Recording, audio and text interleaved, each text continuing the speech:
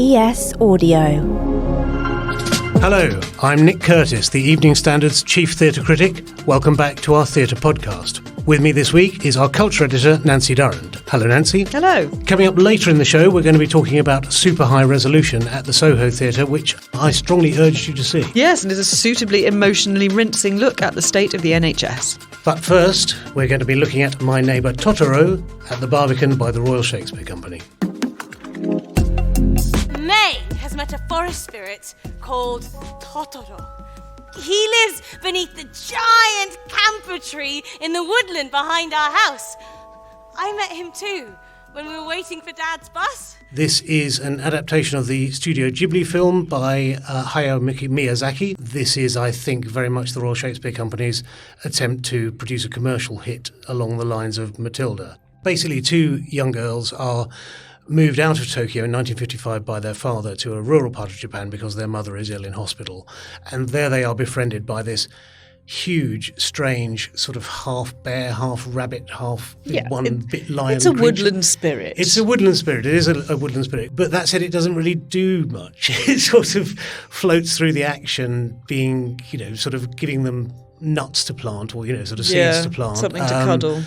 And just being sort of generally bemused by the world around it. It seems to be half dominant, half bemused by the world around it. We have planted the seeds in your garden in front of the house.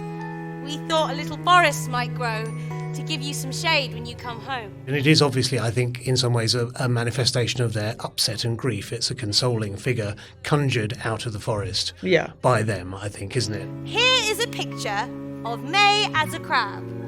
May has drawn you a picture too, of Totoro. There's a lot to like, and it is very, very... It's visually incredible, isn't it? Absolutely. The Totoro itself is about 15 feet tall, I would say. It is magical. It's genuinely magical. And, there's these incredible puppeteers. Yes. They are so good, and they're sort of part of the action and not quite part of the action. And sometimes they're almost like wood sprites of their own. They're like extra sort of weird creatures, and they behave like that, and they kind of interact slightly in a kind of fourth wally way with the audience.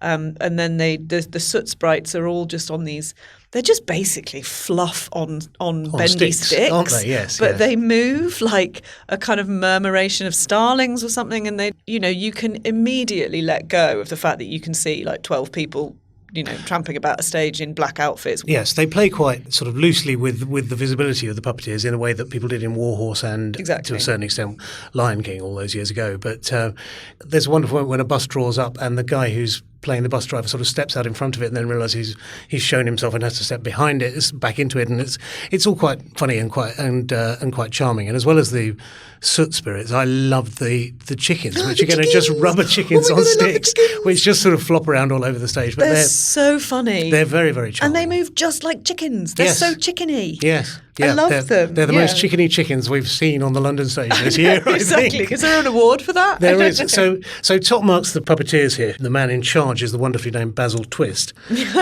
We should mention also it's directed by Fellow McDermott, who is, I think, he's not your classic RSC director. He came up through in his own company, Improbable Theatre, which improvised shows at the drop of, from nothing really each evening.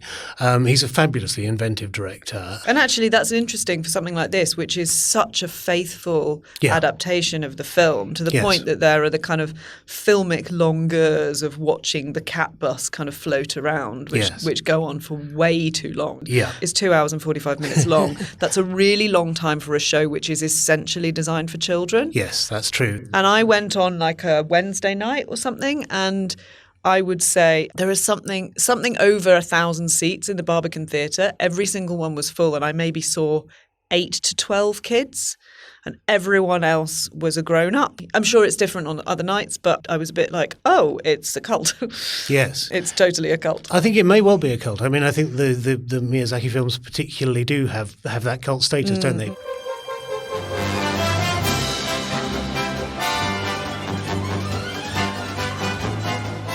So the moving force behind this stage adaptation is the composer of the music for the original film, Joe Hisaishi, who was charged by Miyazaki if a stage adaptation were ever to be done, he was basically put in charge of it. And so there is quite a lot of music in the show. Yeah, there is, which I think is probably quite faithful to the original film again. And by the way, it's been adapted by the writer Tom Morton Smith, who did Oppenheimer, completely different. No songs in that. Yeah, no songs in that, as I recall, although there might be a bit of jazz. Might have been. The thing about the music that I found was, I think it's the thing that I find annoying actually in the original films, which is that it feels a little bit twee. Yes. To me. So, for example, when one of the girls goes missing, there's a song which is, it's sung, I think, partly in Japanese and partly in English, and there's a song which is called Where Has She Gone? And it felt really weird and literal and completely took me out of the moment. Yes. But, again, that's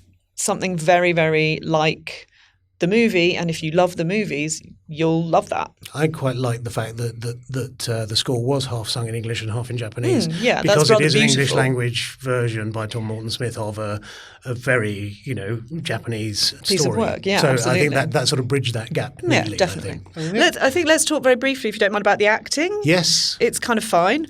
I think I thought that the women playing the two girls, I think I liked them a bit more than you did, if I remember in your review. I thought they were running through every sort of cliche of child acting, going, from the sort of slightly gawky physical disorganisation to rocking on their heels to sort of yowling and face planting all the time. But it does also feel very, very honouring of the film. Yes. And I think playing children is really difficult. So they do go down that very physical route. I think they do a decent job. It's I think it's May Mack who plays May, who is only 4 years old. She's a grown woman playing a 4-year-old. It's not easy. Yeah. And Ami Okamura Jones, yes, that's right, who plays the elder sister Satsuki. I think given what they have to work with, I think they do quite a good job. There's another child role which I think was somewhat overplayed. The young boy. Yeah. But, in a way, a production like this isn't really about that, actually. It's No. just about the kind of world weaving that you get on stage. I agree. It's about the imagery and it's about drawing, as you say, drawing you into that world, creating that sort of magic. It does succeed to a very large extent to do that. I'm not a particular Ghibli fan. I kind of decided to watch a load of them under lockdown because lots of people love them, and I kind of watched about 5 or 6 of them, and I was like, okay, yeah, sure, don't need to do that again. So I wasn't expecting much, but certainly the first half of it, I was actually utterly charmed. As soon as they started riffing on the credit sequence when it opens, which is really sweet, I was sort of like, ooh, that's so lovely. And I was kind of smiling and thought it was wonderful. And my friend, who had also been a bit dubious, was also rather charmed. But there's a lot of it. There's a hell of a lot of it. There is. It's true. And I'm with you on Studio Ghibli. Half of it I find too whimsical. Half of it I find frankly creepy. Yeah, Not just the sort of supernatural element that creeps into so many of the films, including this story. And I went into this with a certain degree of trepidation as well, because I don't really understand why so many theatres are adapting films at the moment. I think it's a very strange dynamic that's going on. One thing I wanted to add about the cat bus, which is also inflated and hangs around, is that when it's flying away from you, you do see that it's got a rather large pair of cat testicles, which once you've seen it, you just cannot unsee. I'm so glad that I didn't reread your review before I went in, because I read it again afterwards and I hadn't noticed, and I'm really pleased, because that would have absolutely destroyed me. Yeah, that would have ruined the last hour for you. So there you go. There you have it. In Studio Ghibli films, cats are unspayed. Right, let's go to the ads. Coming up in the second half, Superhigh Resolution at Soho Theatre. We'll be back after this.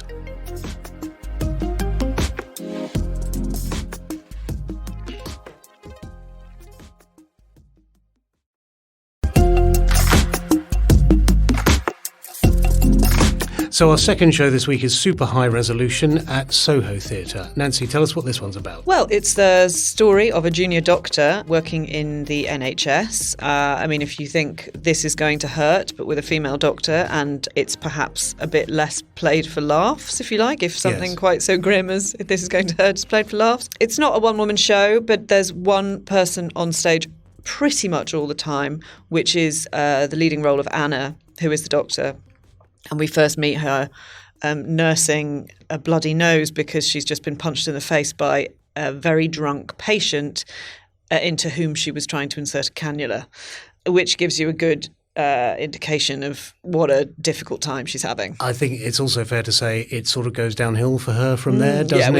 Which is bad. It is bad. I think This Is Going to Hurt is a very useful reference point for this, because it does have that sense of grind to it, of people being slowly ground down by the demands of an incredibly grueling, underfunded job and underfunded service. It is actually very funny though as well. It's quite the man who has punched her in the nose, you presume, was on a stag do, because she's being sort of apologised to by a man dressed as a leprechaun. Yes, who is not the puncher, but he's a friend of the puncher. Yes, exactly. He's his brother-in-law, as we discover, and he plays a larger romantic role. I don't think we're giving too much away to say that later on. Well, as I say, things do not go particularly well for Anna. I got a slight whiff of Tennessee Williams off this from the sort of looming inevitability and the sort of grueling punishment that she's put through on this. Yeah. I think you said to me you didn't find it an easy watch. I found it a tough watch. I found it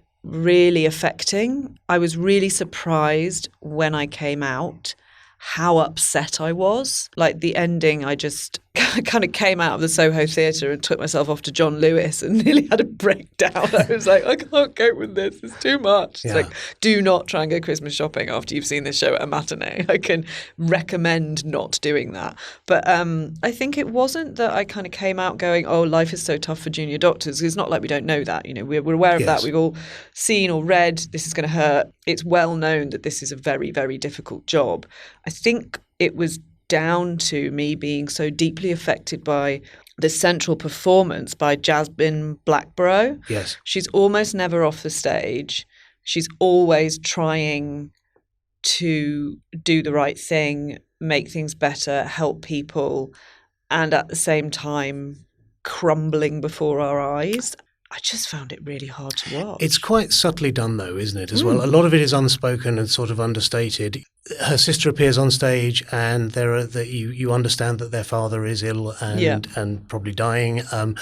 There's a hint that something nasty happened to their mother. And you do get that feeling, don't you? But they never say it. They never say it exactly. And unlike This Is Going to Hurt, where the character is always sort of shoving your face in how awful everything is, here she's all the time sort of saying, no, it's fine, I can cope, I'm fine. But you know she's living in a tiny, horrible flat and you know she's sleeping in her clothes or she's sleeping in her car, doesn't have time to go to family events, doesn't have time to visit the sick father, things like that, isn't as invested in her sister's life or her niece's life as her sister would like. It's written really, really well. Yeah, I think as you say, I think it's absolutely brought home by Jasmine Blackborough wonderfully. I think it's a terrific, understated, internalised performance. There's a lovely old Coronation Street line from Bette Lynch who said, this isn't a smile, it's a scream with a lid on it. And you felt this was what she was doing. She was just barely containing her despair all the time. Absolutely. You know, when you see someone and you just think, oh yeah, she's really got something. Yeah. I think that actress should really be going places, actually. I'm delighted for her, because the only thing I'd seen her in previously was a play called The Breach at Hampstead Theatre, where she was very good and the play was very, very bad. That's upsetting. And it's always a shame if you see a good performance in what you do not consider to be a bad piece of work. So I'm glad that here she's matched by the material. Yeah, I really like the set, I have to say. Yes. It's very, very straightforward, very, very simple. Soho Theatre is not a big theatre, and it's just, you know, a straight across stage. It's entirely hospital curtains. So they pull them along left and right and forward and back and reveal, you know, one of those hideous plastic chairs, perhaps with a patient in it or not, or just a small amount of furniture which shows you a bedsit, yes, you know, or a pub. But it's all done with the curtains, and it's ingenious and it's simple and it's probably quite cheap. Yes. And it's brilliant, I think.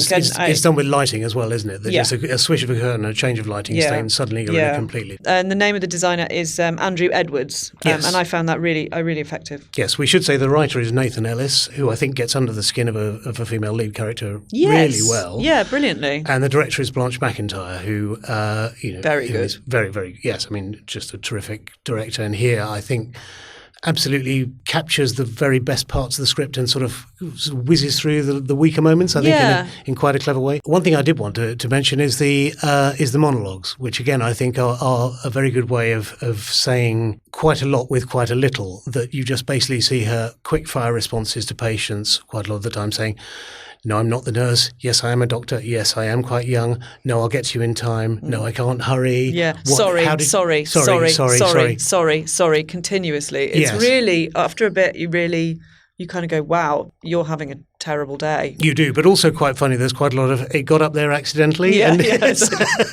They do a lot with those short stylized moments, and I thought I wouldn't like them, but actually Jasmine Blackborough, she sells those moments in the script and completely draws you in, I think. I absolutely agree. I will just add, there were some other good performances. I thought that Leah Whitaker was good as Anna's sister Becca. She's great. She's kind of got that slightly brittle but loving thing. She does it very... Yes. Everyone is very understated and do really well. And there's the sort of cute distraction character, as you say, who becomes a bit more important later, played by Lewis Shepherd, who I think it's his debut on stage. It's his stage debut, yes. Which is great. And I think, considering he has to start drunk, and drunk is really hard to do well. Yes. And I think overall, across his performance, I thought he was really good, actually. He has a remarkable ease on stage for somebody who's not been on stage a lot. Yeah, absolutely. And certainly making his professional debut here. And I also want to mention Hayley Carmichael, who plays an older patient who has hurt herself. And her thread colours the whole of the play, and I think it was rather well done. Agreed. I like Catherine Cusack as well, who is a very demanding consultant who just presumes that Anna, the character, will pick up shifts. All the as slack. Required all the time, all the slack, yeah. It's a really good one, I think. It's a really good one. And as you say about new theatre, one goes because it's taking the temperature of now. And this show opened the night that it was announced that the NHS was suffering even greater problems than it did under COVID, or under the heights of lockdown. So it did feel like it's bang up to the minute. Absolutely. It's actually only on until the 3rd of December, so I would urge people to get tickets because it's dead good. So would I. This has been the Evening Standards Theatre podcast. I'm Nick Curtis. And I'm Nancy Durrant. You can find us online at standard.co.uk/culture or hashtag The Leader Podcast on Twitter.